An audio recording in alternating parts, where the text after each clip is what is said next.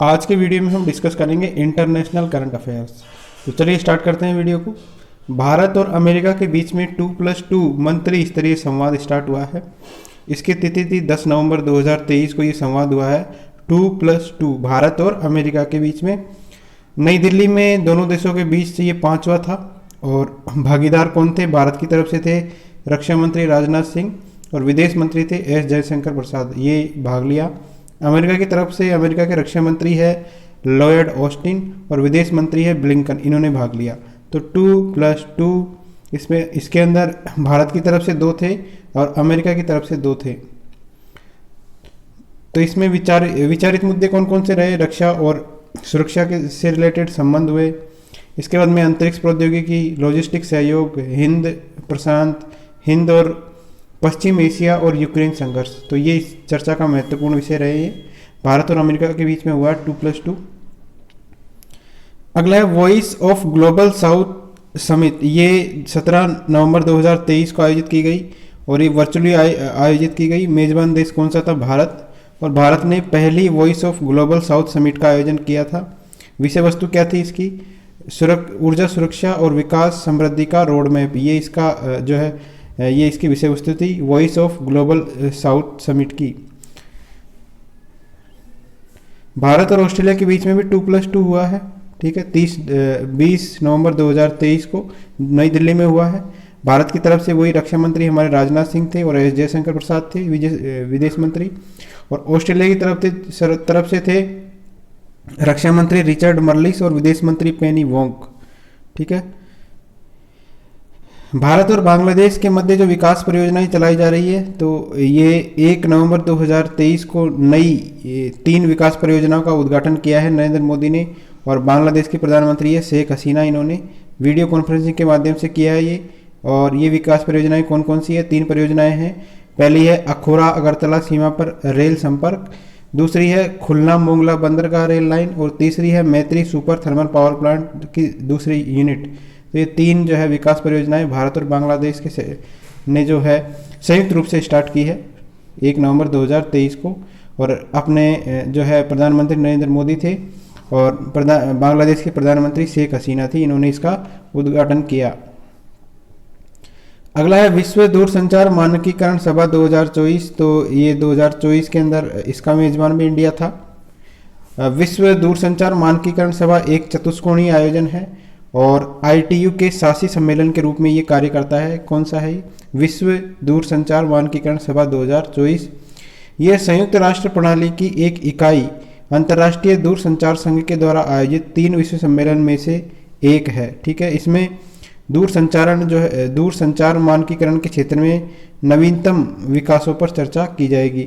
तो विश्व दूरसंचार मानकीकरण सभा जो है इसका मेजबान कौन है? इंडिया। अगला है 1 से 2 नवंबर 2023 को वैश्विक AI सुरक्षा सम्मेलन 2023 का आयोजन कहाँ पर किया गया?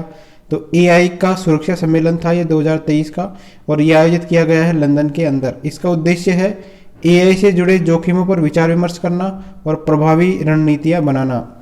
AI के जो गॉडफादर है वो योशुआ बेंगियो, इनको जाना जाता है AI के गॉडफादर के रूप में। ठीक है, सम्मेलन में किस किस ने भाग लिया है? Britain, America, Bharat, Australia, Canada, France, Germany, Indonesia, Ireland और इटली के अनुसंधान विशेषज्ञों ने इसके अंदर भाग लिया है। तो AI का जो सुरक्षा सम्मेलन 2023 कहाँ आयोजित हुआ है? लंदन में, इतना याद रखिए। AI के गॉडफादर कौन है?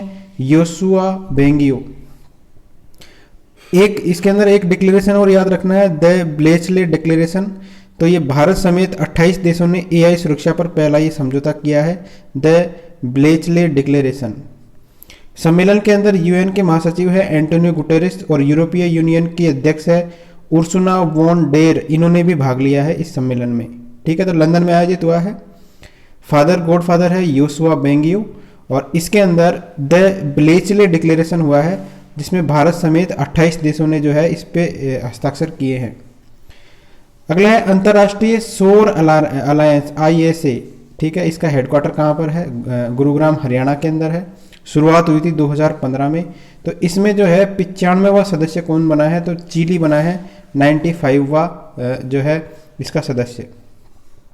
तो आईएसए के 116 सदस्य हस्ताक्षर करता है, लेकिन इनमें से पुष्टि कितनों ने की है? 95वां। तो 95वां जो देश है वो है चिली। 22 देश इसके अनुमोदन की प्रक्रिया में है, 22 देशों में इसके अनुमोदन की प्रक्रिया चल रही है, बाकी 95 की पुष्टि हो चुकी है। तो अभी जो 95वां था वो कौन सा था? चिली। इसके अध्यक्ष कौन? इसके अध्यक्ष है केंद्रीय नवीकरण ऊर्जा मंत्री आर.के. सिंह, इस सभा के अध्यक्ष थे। ठीक है, अगला है दुनिया की सबसे लंबे समय तक शासन करने वाली पहली महिला प्रमुख कौन बनी है? तो पहली महिला प्रमुख बनी है, सबसे लंबे समय तक शासन किया है, शेख हसीना। और ये जो है किसके मुताबिक है? टाइम पत्रिका ने जो है इनको माना है कि सबसे अधिक समय तक इन्होंने शासन किया है। शेख हसीना की बात करें तो 2009 से देश की प्रधानमंत्री है, और इससे पहले 1996 से 2001 तक इस पद पर रही थी वो। ठीक है, तो 2009 से अभी तक जो है ये प्रधानमंत्री है, और 1996 से 2001 तक भी ये रही थी। नेक्स्ट है, कौन सा देश जो है हाल ही में व्यापक परमाणु परीक्षण प्रतिबंध संधि सीटीबीटी से बाहर हो गया है? तो सीटीबीटी से कौन सा देश बाहर हो गया है? रूस बाहर हो गया है इससे।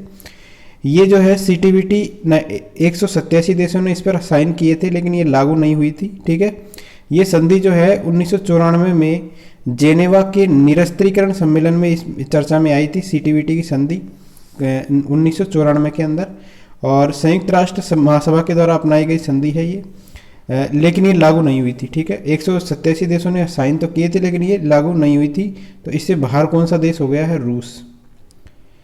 22 से 26 नवंबर 2023 को आसियान भारत श्री अन्न महोत्सव का आयोजन कहाँ पर किया गया? तो आसियान भारत श्री अन्न महोत्सव का आयोजन किया गया है जकार्ता, इंडोनेशिया के अंदर। श्री अन्न की बात करें तो श्री अन्न के अंदर क्या क्या आता है? ज्वार, बाजरा, रागी, कोदो और कुटकी। ठीक है, क्या क्या आता है? ज्वार, बाजरा, रागी, कोदो, कुटकी। अंतर्राष्ट्रीय चीनी संगठन आईएसओ का वर्ष 2024 के लिए हमारे भारत को अध्यक्ष बनाया गया है। भारत की बात करें तो भारत दुनिया के अंदर चीनी का सबसे बड़ा उपभोक्ता है, सबसे ज़्यादा उपयोग हम करते हैं। और उत्पादक कौन सा है? दूसरा। तो सबसे ज़्यादा उपभोग इंडिया के अंदर होता है, और उत्पादन होता है दूसरे नंबर पे। ये जो संगठन है आईएसओ, इसका मुख्यालय कहाँ पर है? लंदन में स्थित है। इसमें कितने सदस्य देश है? 90। 28 नवंबर से लेकर 12 दिसंबर 2023 तक संयुक्त राष्ट्र जलवायु परिवर्तन फ्रेमवर्क कन्वेंशन के अंतर्गत कोप 28 का आयोजन कहाँ पर किया गया? तो कोप जो 28 है इसका आयोजन किया गया है दुबई यूएई के अंदर। और हमारे मोदी जी ने कहा है कि कोप 33, ठीक है, कोप 33 की मेज़बानी जो है भारत को देने की मांग रखी है मोदी जी के द्वारा। भारत का कहना है कि भारत के अंदर विश्व की 17% आबादी है, जबकि ग्लोबल कार्बन उत्सर्जन में हमारी जो हिस्सेदारी है वो 4% से भी कम है। भारत का लक्ष्य है 2030 तक उत्सर्जन तीव्रता में 45% घटाना। तो हम जो है जो कार्बन की जो उत्सर्जन तीव्रता है उसको 45% घटाना है 2030 तक का टारगेट। और भारत ने कोप 28 में ग्रीन क्रेडिट पहल का प्रस्ताव दिया है। ठीक है, कोप 28 जो अभी हुई थी इसके अंदर ग्रीन क्रेडिट का भारत ने प्रस्ताव दिया है। यह आम जनता को कार्बन क्रेडिट देने की एक पहल है। तो कोप 33 के आयोजन की मेज़बानी भारत कर सकता है। कोप 28 का आयोजन कहाँ पर हुआ है? यूएई के अंदर, दुबई में। नवंबर 2023 में किस देश में भारत का पहला आईआईटी परिसर का उद्घाटन किया गया? तो आईआईटी मद्रास के उद्घाटन के परिसर का उद्घाटन किया गया जांजिबार द्वीप तंजानिया के अंदर। ध्यान रखिए, ये इंपॉर्टेंट है। तंजानिया में आईआईटी का पहला परिसर का उद्घाटन किया गया है। ठीक है, आईआईटी मद्रास का है। तो ये उद्घाटन किसने किया है? जांजिबार के राष्ट्रपति है हुसैन अली के द्वारा।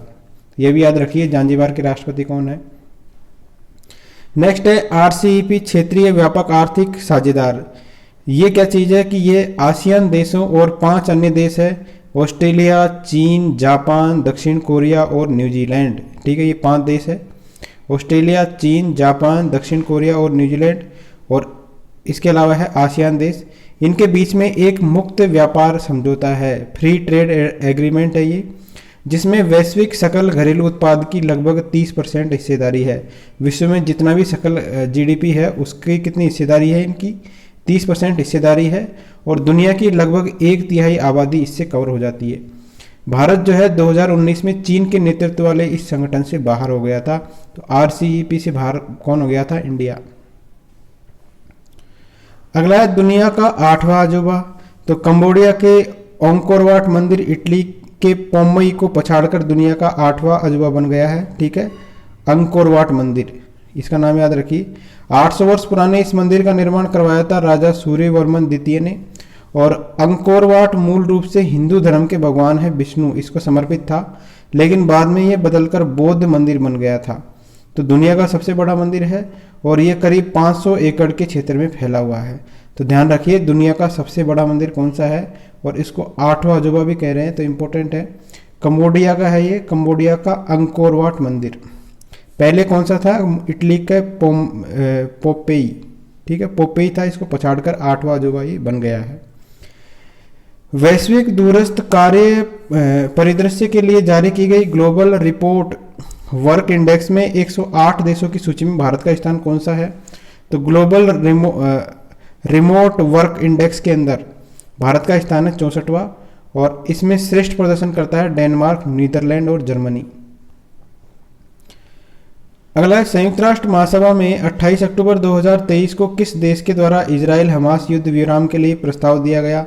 तो जॉर्डन के द्वारा ये प्रस्ताव लाया गया है। ठीक है, तो इसमें जो ये प्रस्ताव लाया गया, इसके अंदर 120 देशों ने तो इसके पक्ष में वोट किया है, लेकिन इजराइल और अमेरिका सहित 14 देशों ने प्रस्ताव के विरोध में मतदान किया है, और भारत सहित 45 देशों में ने इसमें भाग नहीं लिया है। तो ये प्रस्ताव युद्ध विराम के लिए किसके द्वारा लाया गया? जॉर्डन के द्वारा। और जॉर्डन के द्वारा जब ये युद्ध विराम का प्रस्ताव लाया गया तो 120 देशों में इसने साइन किए हैं, 14 देशों ने साइन मतलब इसके विरोध में मतदान किया है, और भारत ने इसमें मतदान नहीं किया है। अगला है 10 अक्टूबर 2023 को भारत के बाहर दुनिया का दूसरा सबसे बड़ा हिंदू मंदिर कहाँ बना है? तो ये बना है स्वामीनारायण अक्षरधाम मंदिर, न्यू जर्सी, अमेरिका के अंदर। और भारत के बाहर बनने वाला सबसे बड़ा हिंदू मंदिर कहाँ पर है? कंबोडिया में राजसी अंकोर वाट के अंदर स्थित है। ठीक है, तो ये दूसरा है। ठीक है, दुनिया का दूसरा सबसे बड़ा हिंदू मंदिर है स्वामीनारायण अक्षरधाम मंदिर। कहाँ पर है? अमेरिका में। और सबसे जो बड़ा है हिंदू मंदिर वो है कंबोडिया में राजसी अंकोर वाट में स्थित है। तंजानिया की राष्ट्रपति जो 10 से 11 अक्टूबर 2023 को भारत की राजकीय यात्रा पर रही है, तो डॉक्टर सामिया सुलू इनका नाम है, डॉक्टर सामिया सुलू हसन। ठीक है, तो ये तंजानिया के राष्ट्रपति का नाम याद रख सकते हो आप कि तंजानिया के राष्ट्रपति है डॉक्टर सामिया सुलू हसन। इनको जो है जवाहरलाल नेहरू विश्वविद्यालय के द्वारा डॉक्टरेट की मानद उपाधि भी दी गई है। अगला है हिंदी महासागर परिधीय संगठन, इसका शॉर्ट फॉर्म होता है IORA, रिम एसोसिएशन का वर्ष 2023 से 25 के लिए अध्यक्ष कौन बना है? तो ये बना है श्रीलंका। ठीक है, 2023 से 25 के लिए अध्यक्ष कौन बना है? श्रीलंका बना है। और इस अवधि के लिए उपाध्यक्ष कौन बना है? भारत। तो ध्यान रखिए रिम एसोसिएशन के लिए अध्यक्ष है श्रीलंका और उपाध्यक्ष है भारत 2023 से 25 के लिए। इसकी स्थापना कब हुई थी? रिम एसोसिएशन की 1997 के अंदर की हुई थी। इसमें 23 सदस्य देश है और 11 संवाद भागीदार है इसके अंदर। बांग्लादेश का सबसे लंबा 82 किलोमीटर रेल ब्रिज जिसका उद्घाटन प्रधानमंत्री शेख हसीना ने अक्टूबर 2023 में किया, तो ये इस ब्रिज का नाम क्या है? तो बांग्लादेश का सबसे बड़ा ब्रिज है, 82 किलोमीटर का है ये, ध्यान रखिए। और इसका उद्घाटन किया है बांग्लादेश का है, तो ये इसका नाम है पद्मा ब्रिज रेल लिंक। ठीक है, इसका जो निर्माण किया गया है वो चीन की बेल्ट एंड रोड इनिशिएटिव के तहत किया गया है। 15 अक्टूबर 2023 को भारत श्रीलंका के किन स्थानों के लिए 40 वर्ष के बाद नौका सेवा की शुरुआत की गई है?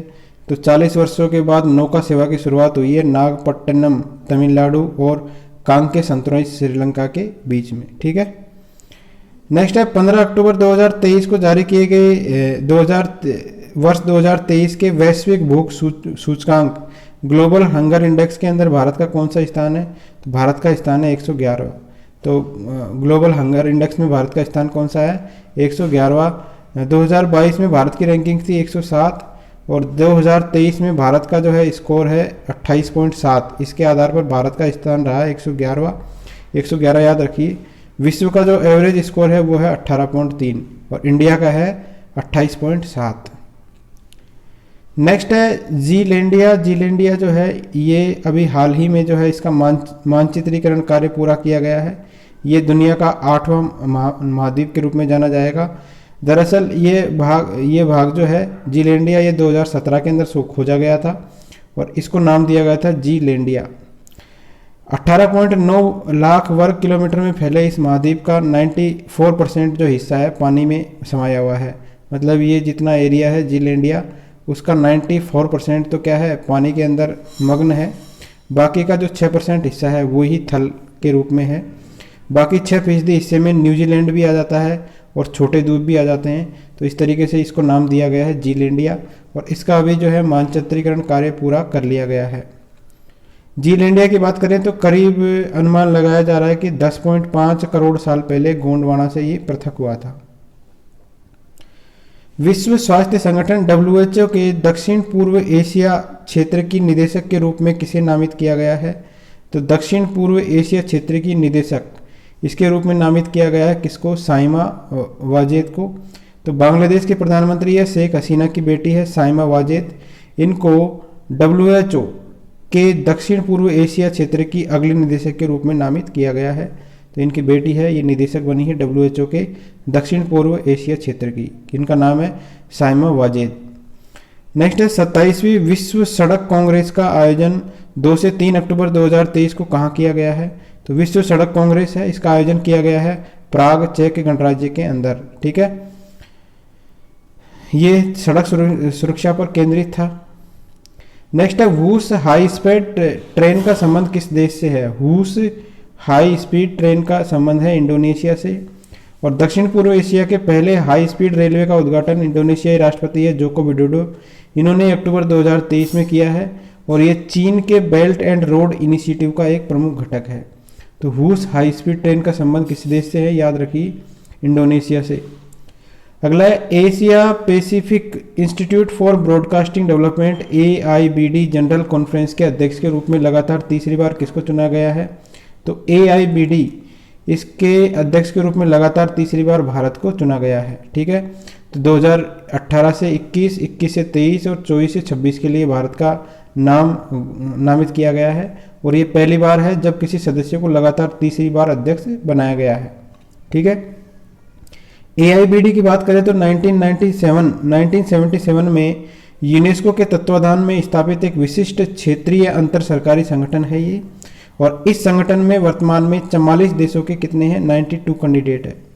तो AIBD में 44 देशों के 92 सदस्य है। भारत की तरफ से बात करें तो भारत का जो है सार्वजनिक सेवा प्रसारक है प्रसार भारती। AIBD में भारत सरकार का एक प्रतिनिधि निकाय है। तो भारत को लगातार जो है 3 बार इसका अध्यक्ष नामित किया गया है। नेक्स्ट है वेन गुरियन नहर परियोजना। वेन गुरियन नहर परियोजना ये परियोजना है 160 किलोमीटर लंबी समुद्र स्तरीय नहर परियोजना है। स्वेज नहर को दरकिनार करते हुए भूमध्य सागर को अकाबा की खाड़ी से जोड़ेगी। ये भूमध्य सागर को किससे जोड़ेगी? अकाबा की खाड़ी से जोड़ेगी। और ये कौन सी परियोजना है? वेन गुरियन नहर परियोजना। इसकी परिकल्पना 1960 में इजराइल के संस्थापक है डेविड वेन गुरियन के द्वारा दी गई थी और इसका उद्देश्य क्या है? स्वेज नहर के वैकल्पिक मार्ग के रूप में भूमध्य और लाल सागर को जोड़ना। ठीक है, ताकि यूरोप और एशिया मार्ग पर मिस्र का एकाधिकार कम हो सके। तो ये जो है स्वेज नहर की जरूरत नहीं पड़ेगी। इसके अंदर वेन गुरियन नहर परियोजना में किस किस को जोड़ेगी? ये भूमध्य सागर को अकाबा की खाड़ी से जोड़ेगी। नेक्स्ट है माउंट एटना। माउंट एटना जो है यूरोप का सबसे बड़ा और सक्रिय ज्वालामुखी है। तो माउंट एटना किसका नाम है? ज्वालामुखी है किसका? यूरोप का सबसे बड़ा। और ये भूमध्य सागर में इटली का एक द्वीप है। लास्ट पॉइंट है फिलीपींस ने चीन की जो बेल्ट एंड रोड परियोजना से बाहर निकलने की घोषणा की है। फिलीपींस जो है चीन की जो ये योजना है बेल्ट एंड रोड परियोजना, इससे फिलीपींस देश बाहर आ गया है। तो ये थे international current affairs. Thank you friends.